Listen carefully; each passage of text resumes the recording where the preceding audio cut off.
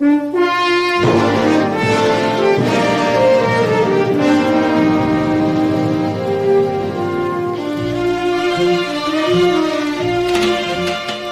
is really a love story, an affair twixt a town and a team. A town that had waited and waited for what seemed an impossible dream.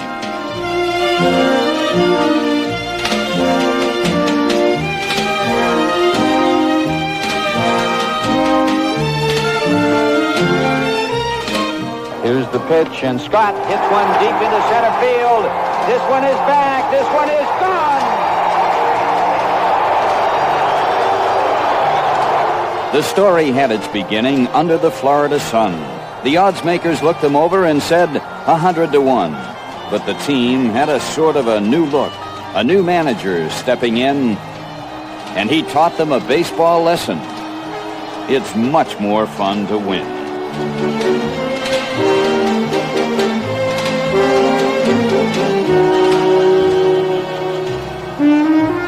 They came north to frosty Fenway and won their opening game, and the fans began to sense it.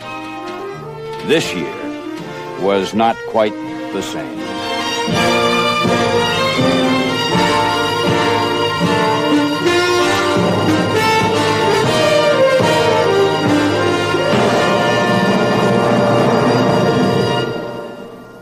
A young and exciting ball club, the Fenway faithful said. Could this club go all the way? Most fans shook their heads. Past years, what has been said is, so far this year, is a repetition of what's been said in the years before. And if it's any indication of what's happened before, I think we're in for another letdown.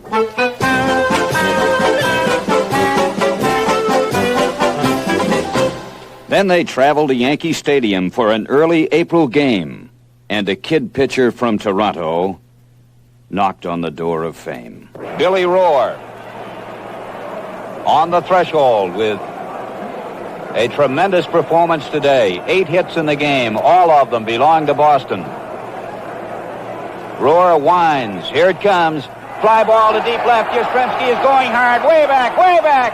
And he dives and makes a tremendous catch.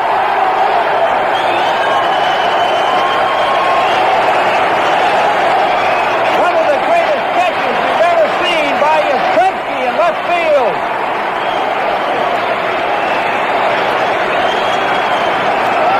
Everybody in Yankee Stadium on their feet roaring as Yastrzemski went back and came down with that ball.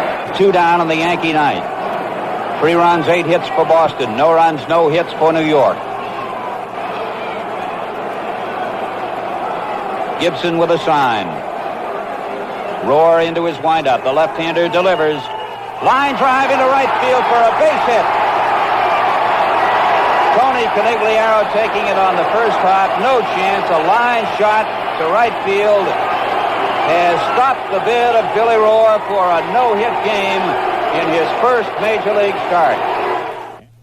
And the town began to take notice of this fighting, hustling team. 5th place, perhaps, but pennant, just an impossible dream. For Boston had watched and waited 21 frustrating years, while April's high aspirations turned to September's tears. But on the bench, manager Williams refused to sing the blues. He made one promise only: we'll win more than we lose. At times, he seemed mistaken. The team had hit the skids, but they sounded attack and came battling back. They called them the Cardiac Kids. McLaughlin ready. The pitch to Foy. Line toward left field deep. And it is up there for a home run.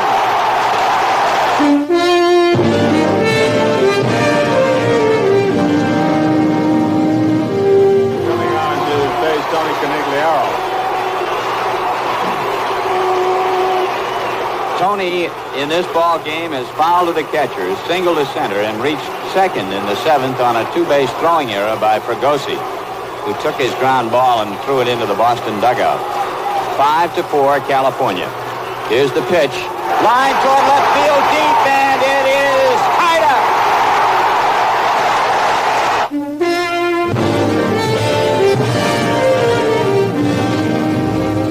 Tigers came back. They had the lead going into the 9th inning by a run, but Yaz tied it up, and we're now in the 10th. Dalton Jones up against Marshall. Jones wraps one deep toward right. It's up, and it is gone. Home run upper deck for Dalton Jones. The Red Sox take the lead.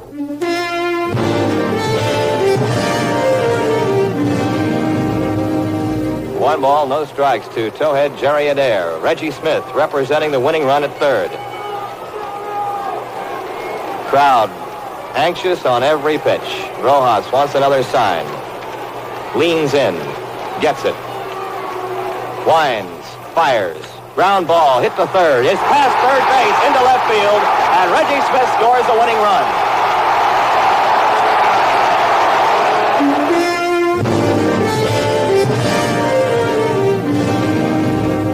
Norm is the second pinch hitter used by Dick Williams today. Dalton Jones came through with a single in the 6th inning. Rojas wants another sign. Gets it. Goes to the motion. Throws. Swinging strike at a high pitch. He just foul-tipped it into Rogers' glove. 1 ball, 2 strikes. He got him to go for a pitch that was high, maybe a little bit above shoulder level, and Norm didn't get it. 1-2. Angels infield in.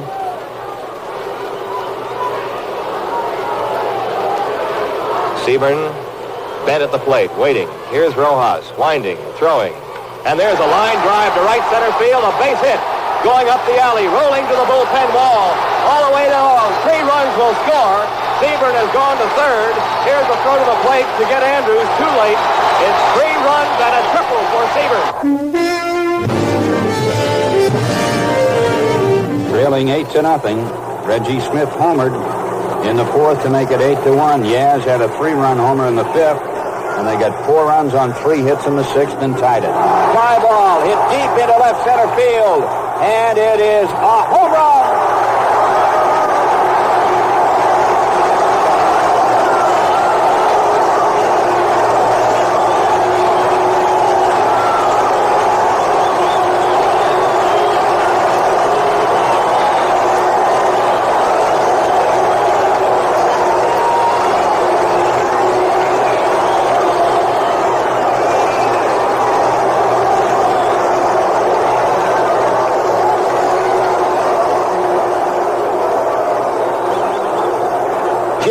Adair has hit his 2nd home run of the 1967 season, and the Red Sox, who trailed 8-0, are now leading in the 8th inning, 9-8.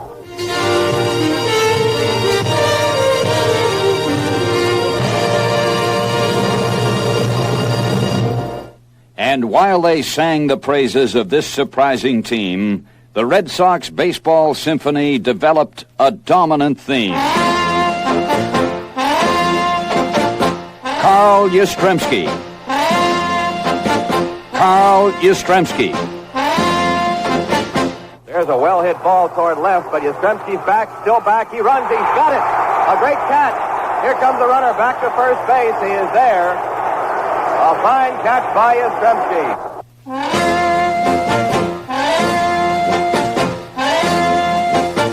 Here's Carl Yastrzemski. And there's a long drive toward right field. Back near the bullpen. It is going to be gone. A home run.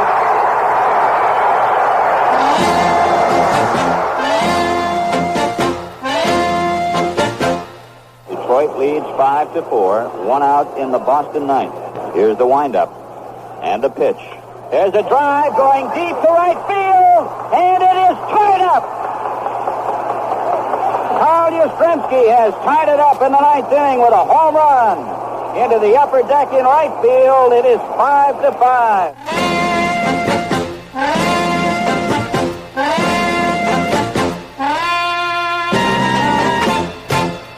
It won't last, the experts said. They haven't got the speed. At All-Star break, for heaven's sake, just 6 games from the lead.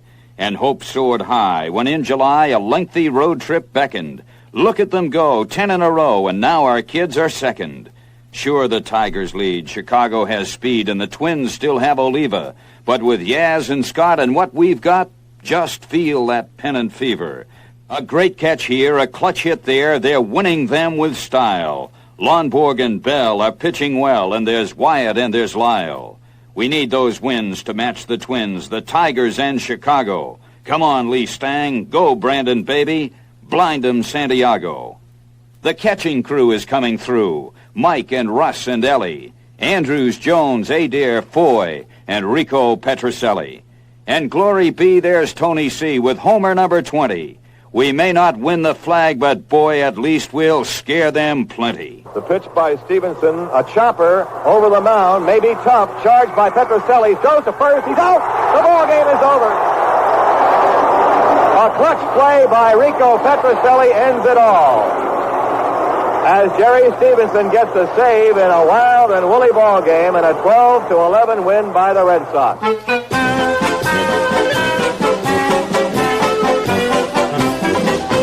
He cuts at the first pitch, base hit to left field, charged by Yastrzemski. Runner is being held. He runs past the sign. He's out at the plate.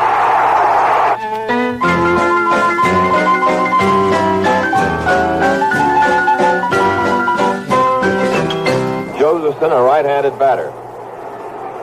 Berry, a fast man at third. Wyatt looks in at him and throws. And there's a little blooper to right field.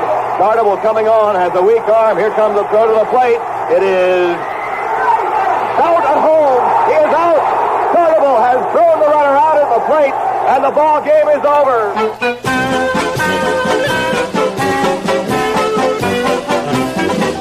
Here's the 3-2 pitch. Hit on the ground to Petrocelli. Here's the throw home, and he is out at the plate.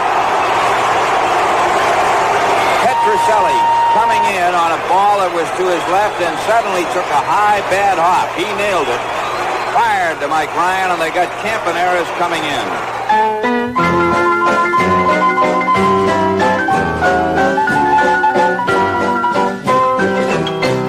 Then, one August night, the kid in right lies sprawling in the dirt. The fastball struck him square. He's down. Is Tony badly hurt? The doctors say he'll be okay, but he won't be back this year. If Tony's through, what can they do? Who'll carry them from here?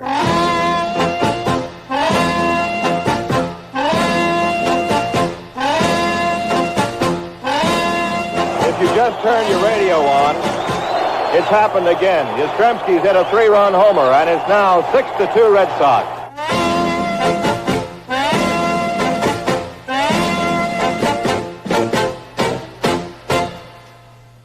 The September race maintains its pace. The pressure's great, it seems, and only 1 percentage point divides the 4 top teams.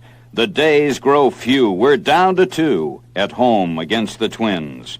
We must take both. The dream is through if Minnesota wins. But the dream's not through. It's tied at 2. Come on, implore the fans. And Scotty steps up to the plate and belts one toward the stands. Here's the pitch, and Scott hits one deep into center field. This one is back. This one is gone.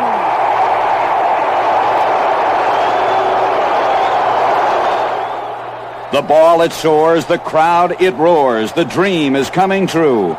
And now the hero crosses home. And now it's 3-2.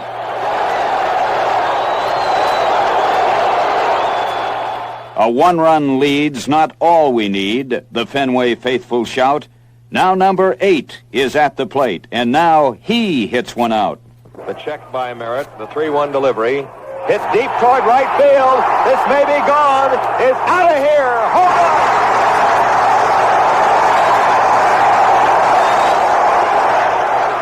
run. Now it's down to just 1 game. The Twins lead 2-0. 4 innings left. And 2 runs down. We have to have a hero. The applause is for Jim Lonborg, who leads off in the last half of the 6th inning for the Red Sox. He's pitched tremendous baseball today, allowing just 2 hits. And 2 runs have scored for the Twins on errors, and that's all there have been in the game, as Dean Chance has also worked brilliantly. Lonborg has one of the 4 Boston hits off Dean. He singled to right, leading off the 3rd inning. Chance throws. Longboard bunts it down third. Tovar in. No play. He's safe. Jerry Adair is at the plate. Here's the pitch. Ground ball back up the middle into center field for a base hit. Longborg around second and holding. Runners at first and second and nobody out. Jerry Adair rips one up the middle. Second baseman Carew went diving for the baseball and couldn't reach it. And it went through into center. And the Red Sox now in the sixth have runners at first and second. Nobody out. They're trailing Minnesota 2-0. And the batter is Dalton Jones. There's a ground ball base hit into left field. Longborg is being held up at third base. The bases are full. Right-hander winds and fires. Yastrzemski lines a base hit into center field. One run is in. Adair's around second. He will score. Going to third is Jones. It's tied 2-2. And Harrelson is up. Chance leans in. Now to the belt. Right-hander throws. The pitch. High chopper to Versailles. No chance. It'll throw to the plate. Safe. Jones scores. The Red Sox lead 3-2. Fly ball in back of second. Backpedaling is Carew. Under it. He's got it. And the Red Sox are out in the sixth inning. But what a sixth inning it was. Boston has come up with 5 runs on 4 hits, 1 error, 2 wild pitches, and 2 men are left. And at the end of 6, the Red Sox lead the Twins 5-2.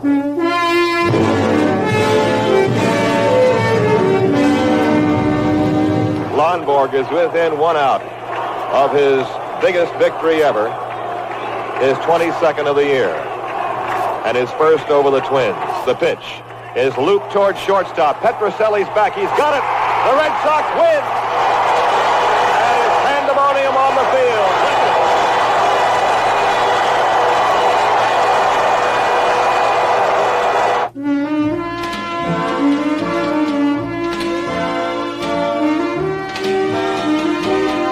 With hearts higher than Bunker Hill, we cheer this gallant team. They ran and hit and never quit and forged the impossible dream.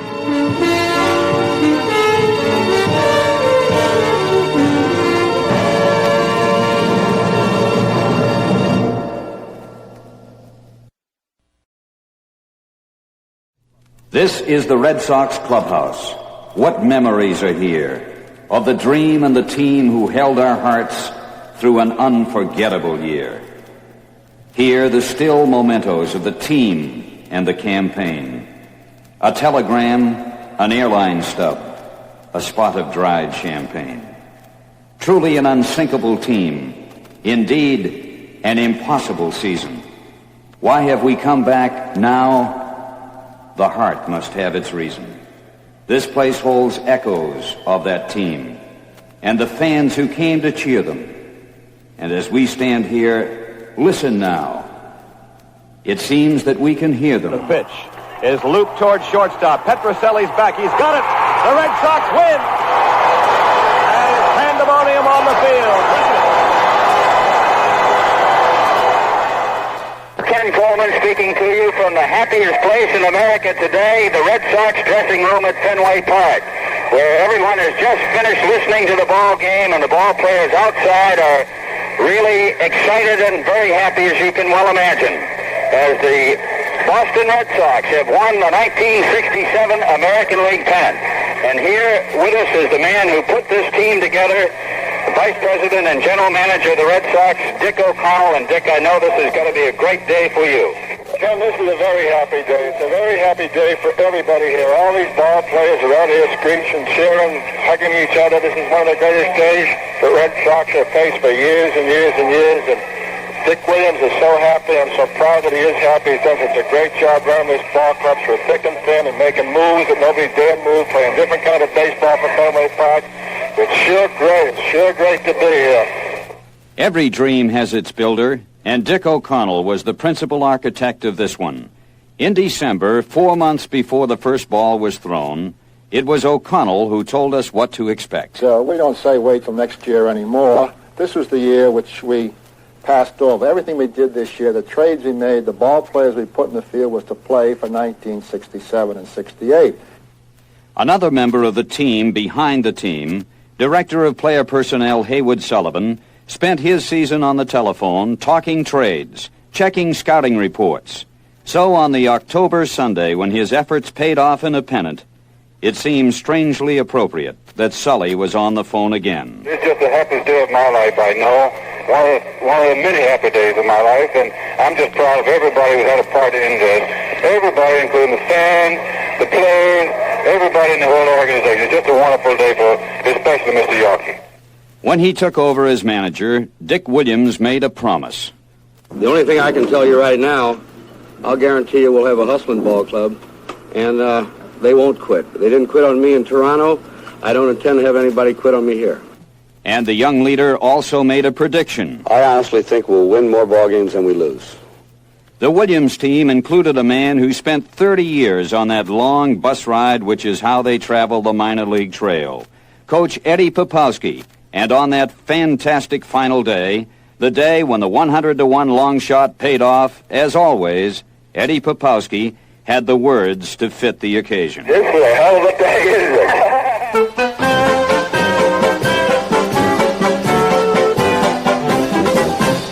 Pop coached at third. In the first base coach's box stood a familiar Fenway Park figure. Those whose memories stretch over the 21 years to the last pennant remember the unofficial captain of that 1946 team, and they will tell you what a thrill it was to see Pesky, Williams, DiMaggio, York, and the others charge out of the dugout, led by Bobby Doerr. Ken, this is fantastic. This is something that it's just hard to explain the feeling that there is here. I was sure we were going to have a playoff some way. I couldn't see how 4 clubs could be in there up to the last 2 or 3 days and 3 up to the last day and not have a playoff. And now we win it. And these fellas are fantastic. It's a great thrill for me. A thrilling climax to an amazing season. If ever there was an example of teamwork, this was it. And Dick Williams said so. My players have been fabulous. They have been terrific all year long. The front office has been great. They've been out of this world. I'm here just listening and sweating like you are. And it couldn't happen to a nicer bunch of 25 men. And I'd like to thank God. Yes, cheers and congratulations for, if you want the truth, some of the most rabid fans of all sit in the broadcast booth. It is, if I may add, a personal note. As a broadcaster who's been in this thing for 20 years and has been fortunate enough to have been around some great championship teams, the greatest thrill of my life. And from Fenway Park, this is Ken Coleman returning you to our studios. When you come to call the honor roll, you ponder where to start. Each man made his contribution. Each man played his part. The man who served as leader in the field and at the plate, with his glove and hustle, with his bat and muscle, was the fabulous number 8.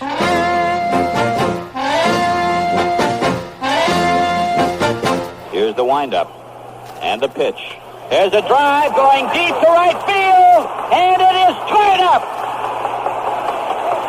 Carl Yastrzemski has tied it up in the 9th inning with a home run.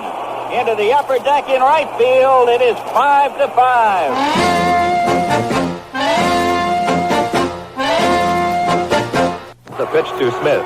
High pop fly back into shallow center field. Coming in is Stroud, and making the catch is the second baseman. Here comes Yaz to the plate. He's safe.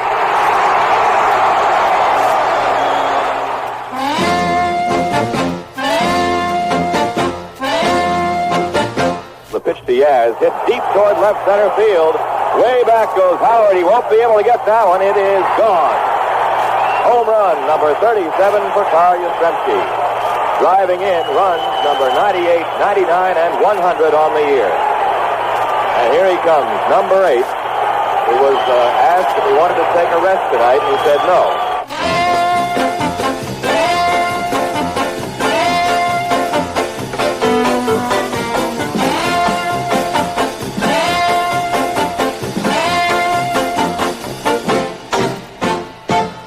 Through the exciting season, he carried us along. The bleachers and the left field wall echoed with the song. Carl Yastrzemski, Carl Yastrzemski, Carl Yastrzemski, the man they call Yaz, we love him. Carl Yastrzemski, Carl Yastrzemski, Carl Yastrzemski, what power he has. Our Boston team is always on the beam, 'cause we got Yaz. We Fenway fans, we stomp and clap our hands, and Yaz is Jazz. Those rival pitchers on the mound all shake. They dread each windup that they have to take. When number 8 is standing at the plate, and then he swings. Whoa! There it goes again. Whoa! There it goes again. Whoa! There it goes again. A rival batter hits one off the wall. And there's Yastrzemski going for the ball. They try for 2. The runner knows he's through. Ah, look at Yaz. Whoa, he threw him out again. Carl Yastrzemski, Carl Yastrzemski, Carl Yastrzemski, the man they call Yaz. Carl Yastrzemski, Carl Yastrzemski, he's the idol of Boston, Mass. On Beacon Hill. He gives them quite a thrill. In Southie, too, there's lots of whoop-de-doo. In the North End, they call Carl friend, and they hope the season will never end. From Wellesley Way, they come to watch him play, and on Cape Cod, they take a holiday from all about. They come to shout, yell for Yaz to hit one out. The state of Maine is going quite insane, and in Vermont, it's only Yaz they want from every state. They come and wait to see Yastrzemski at home plate. Our Boston team, it's always on the beam, 'cause we got Yaz. We Fenway fans, we stomp and clap our hands at Yaz's Jazz.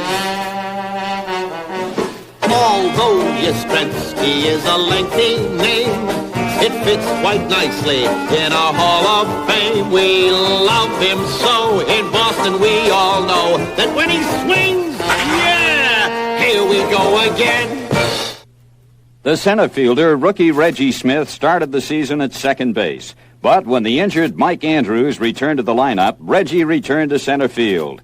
And it may be many seasons before anyone is able to move him out of there again. There's a well-hit ball to center field. Back goes Reggie, still going back. Reaches up, he's got it. Reggie digging in. His slightly open stance from the right side.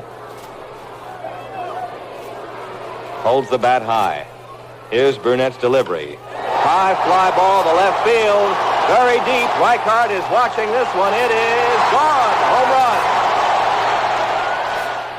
And in right field, Tony Conigliaro. Conigliaro hits a fly ball, deep toward left field. Reichard going back toward the wall. It is off the wall. Tony around first, going for 2. The throw to second is not in time. He slides in with a double.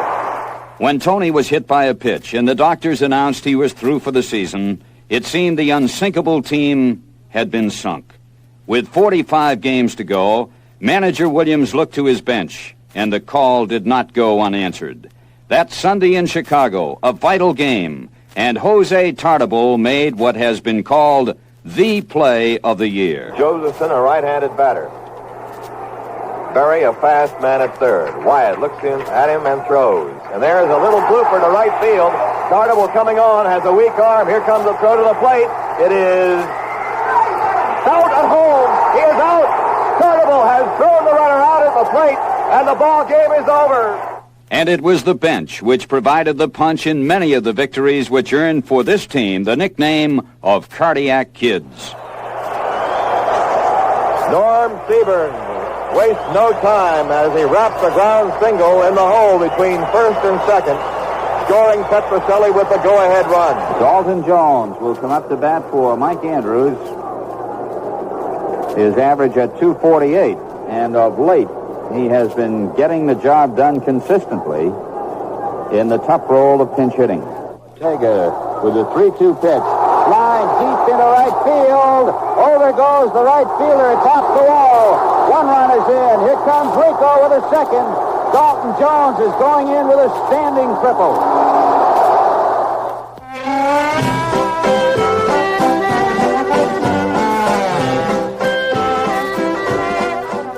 The veterans and the youngsters, like the infield's peerless pair, the kid and the quiet man, Andrews and Adair. Mike Andrews. Ready, and the pitch. Bunted toward third. Here comes Smith. Held fields the ball. No play, and the score's tied. The pitch to Mike.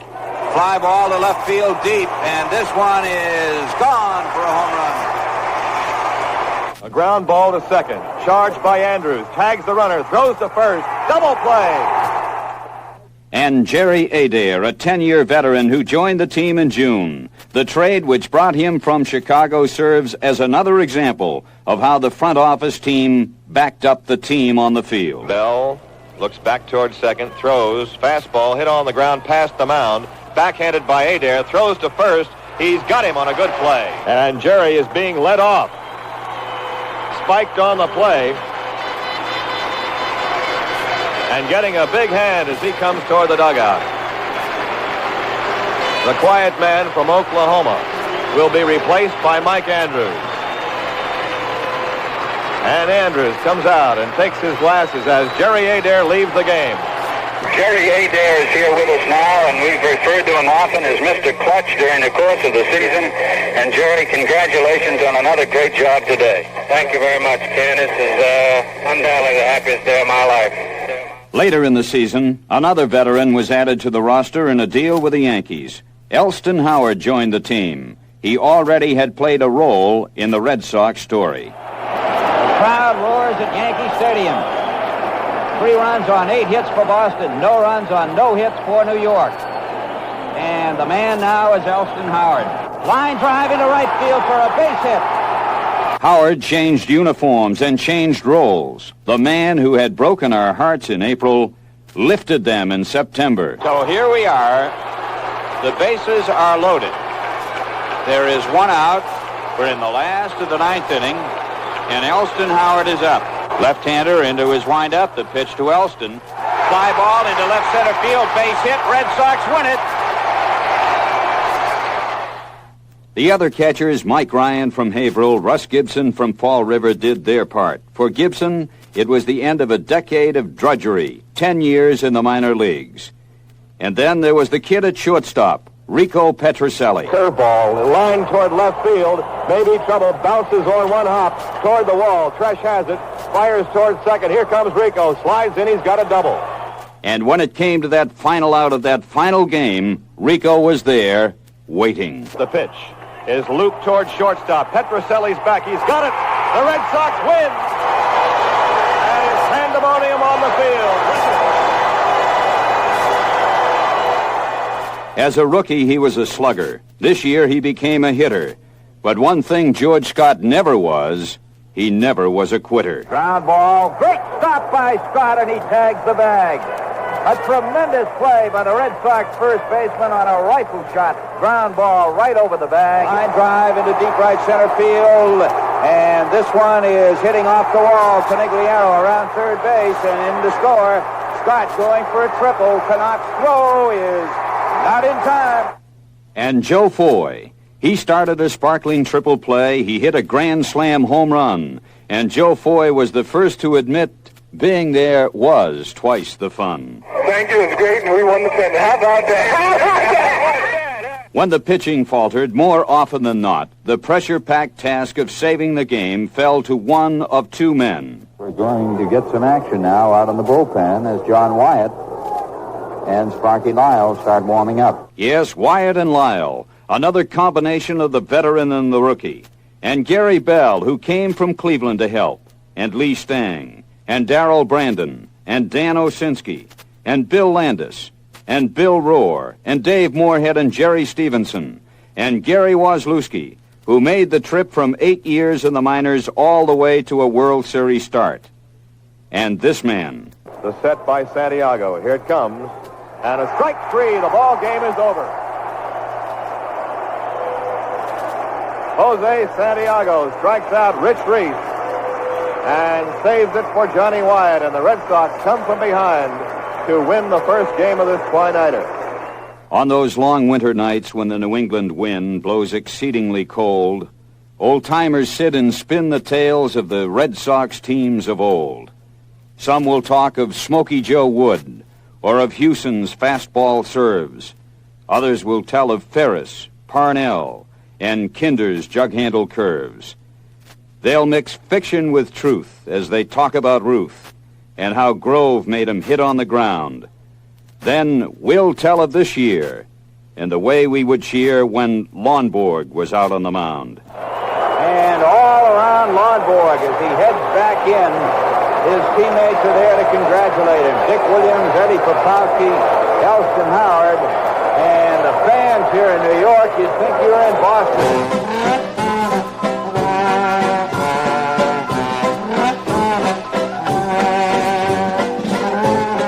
On to the World Series. Lonborg wins games 2 and 5.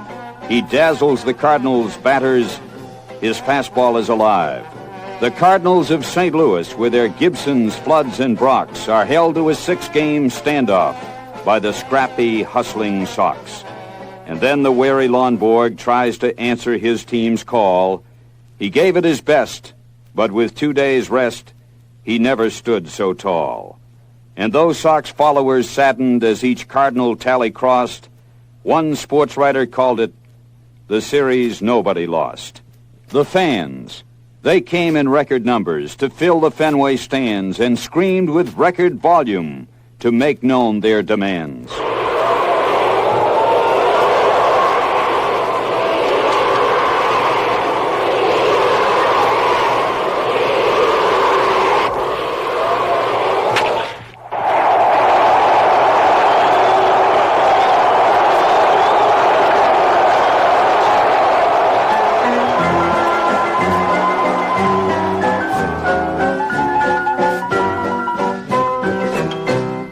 And as they yelled and hollered for their beloved Sox, the greatest fan of them all watched from a rooftop box. Really, all I can say is really the most terrific thrill I've ever had.